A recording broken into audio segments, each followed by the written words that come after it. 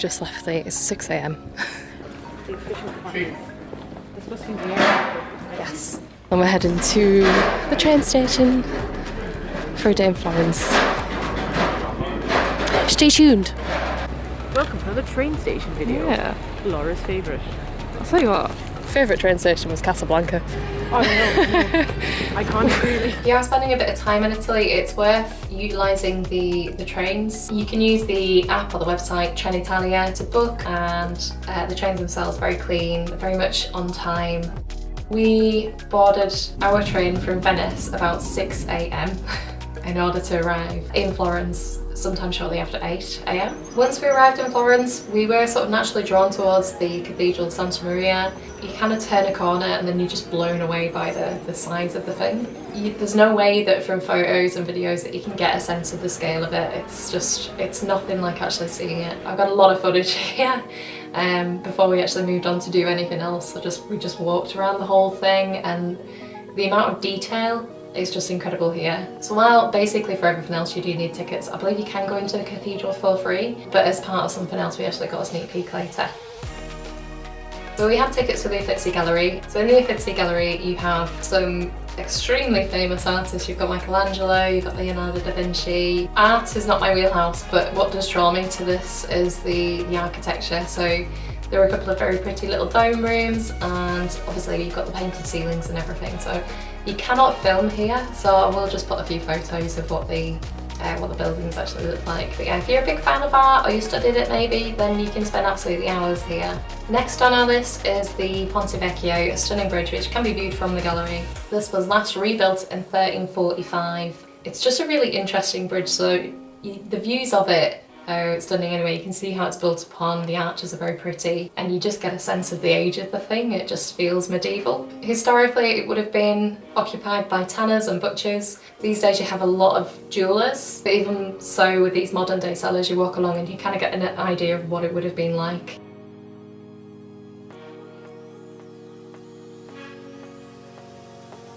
So from here we make our way to our first climb, which is Giotto's Bell Tower. 413 steps. You do have regular breaks with this one, but every stint it is quite a stint. I think the steps were quite steep for this one.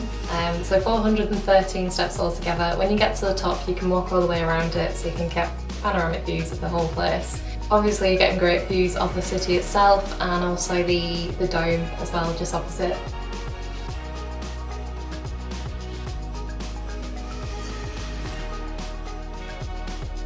Actually, understandably, we're pretty hungry, so we go on to our first meal of the day and we have some tagliatelle. Mine's a pretty classic variety. Chantal has the wild boar, which the area is known for. After we're fed, we move on pretty quickly to our second climb of the day, which is the Piazzale Michelangelo. Now this is quite a climb, but it's well worth it. There's no views like this. So you get a view of the whole of Florence, and you can see the cathedral. You can see how massive it is in comparison to the rest of the city. Here as well, I enjoyed an overpriced spritz, just as an excuse to linger a little longer and really take in those views.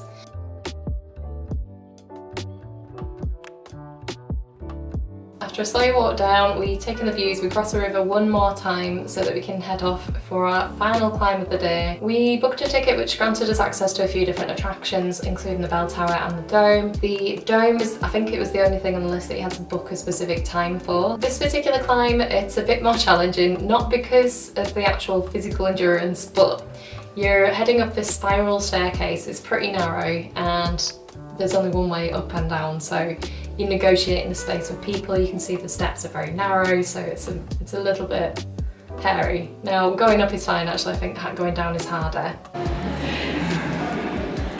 Shattered. Starting our ascent up to the dome, and it's no joke.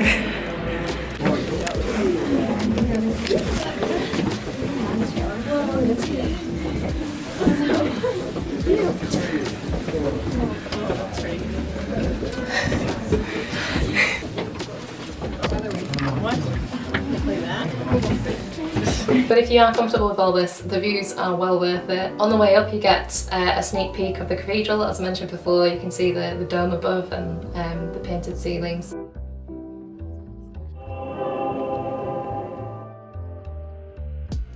Yeah, if you're comfortable with this, then it is well worth the views. We arrived just after sunset, so we got this beautiful glow in the sky, although it was pretty dark, so the footage is not great.